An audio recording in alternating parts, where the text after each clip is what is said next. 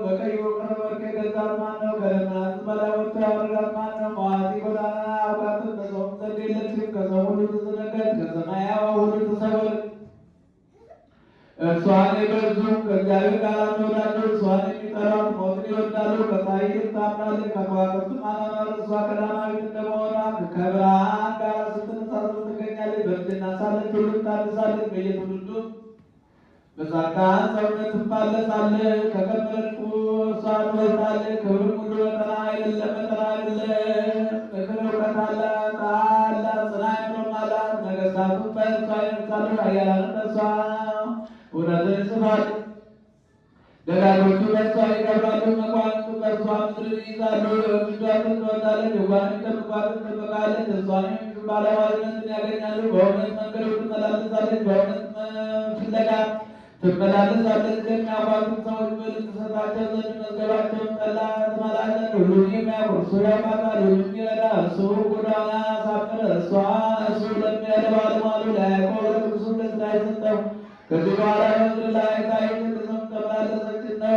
የተሰራች ሰባት ዓመት ናቆች የእርሷን ዳረድን ማድጓም የእርሷን ወይት ጨመረች።